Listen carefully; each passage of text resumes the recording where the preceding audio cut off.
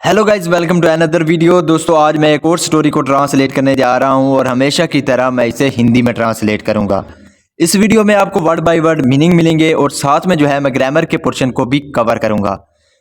तो आपसे गुजारिश है इस वीडियो को आखिर तक जरूर देखें। तो वीडियो का जो टाइटल है वो है इंटेलिजेंट मोनू। इंटेलिजेंट का मतलब होता है जहीन, मोनू तो जहीन मोनू। तो ये था हमारा टाइटल। इसको मजीद पढ़ते हैं। Monu was a small boy. Monu was था अ स्मॉल बॉय, एक छोटा लड़का। स्मॉल कहते हैं छोटे को। तो मोनू एक छोटा लड़का था। He was very naughty but intelligent and witty.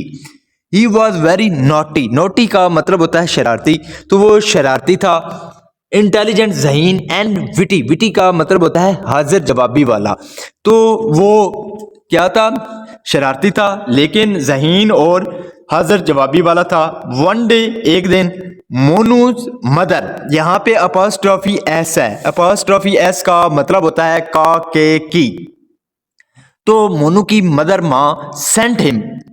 तो यहाँ पे सेकंड फॉर्म है सेंड की। सेंट का मतलब होता है भेजना, तो उसने भेजा हिम उसको, टू गेट लाने के लिए, सम फ्रूट्स कुछ फल, एंड वेजिटेबल। वेजिटेबल कहता है सब्जियों को। तो इसका क्या मतलब है? One day Monu's mother sent him to get some fruits and vegetables. यानी कि एक दिन मोनू की माँ ने उससे कुछ फल और सब्जियां खरीदने के लिए, लाने के लिए या खरीदने के लिए क्या किया? भेजा। Monu bought some vegetable and then went to a fruit vendor.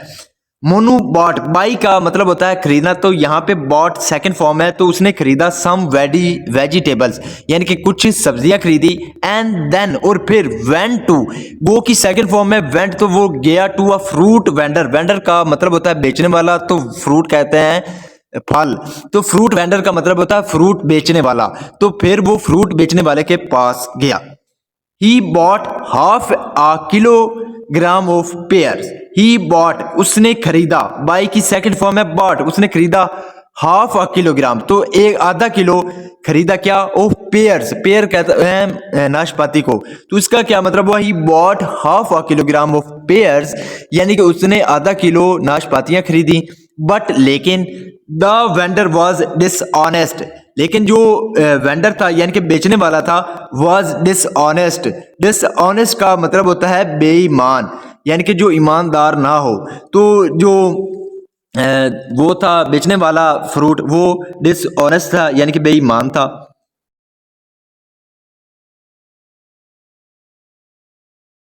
He was cheat and weighted 350 grams of pears only.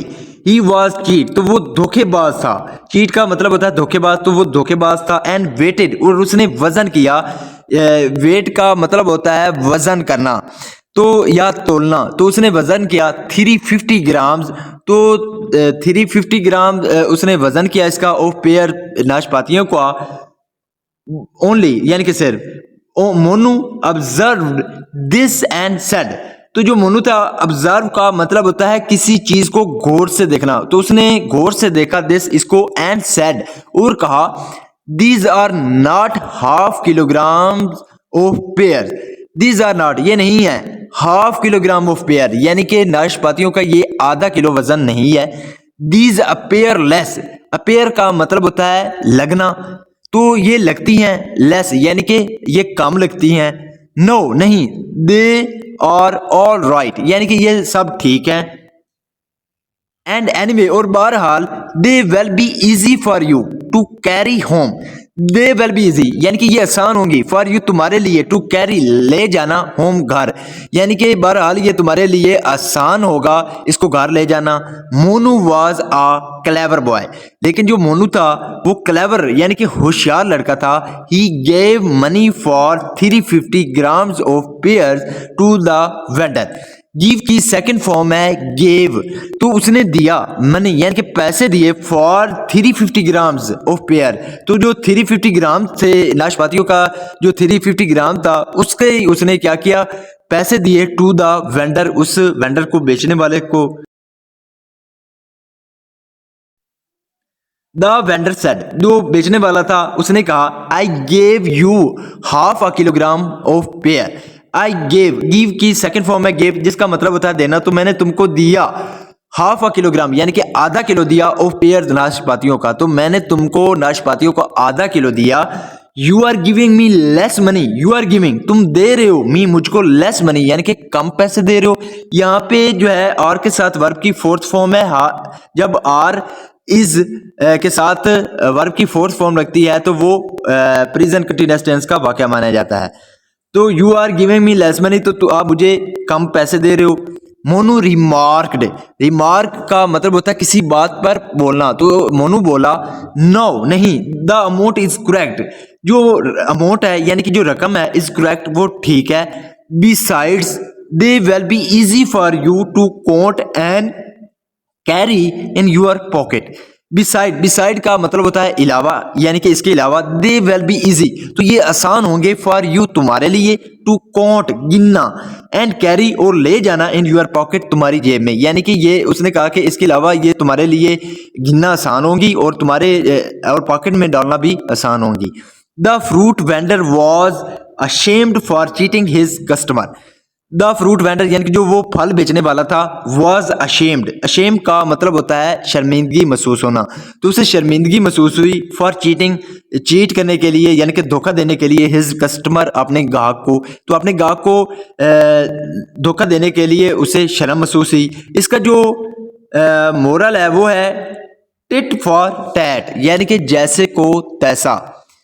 तो जैसा कि आपने देखा कि मोनू को उसने क्या किया, मोनू ने आधा किलो जो है वो नाशपातियों का उसको कहा कि वो मुझे आधा किलोग्राम जो है वो नाशपातियाँ दें, लेकिन जो वेंडर था उसने बेईमानी की और उसने क्या किया, कम तोल दिया और कहा कि ये तुम्हारे लिए इजी होंगे घर ले जाना। लेकिन जो मोनू था वो क्लेवर बॉय था, एज जैसा कि डिस्कस किया गया है इस स्टोरी में।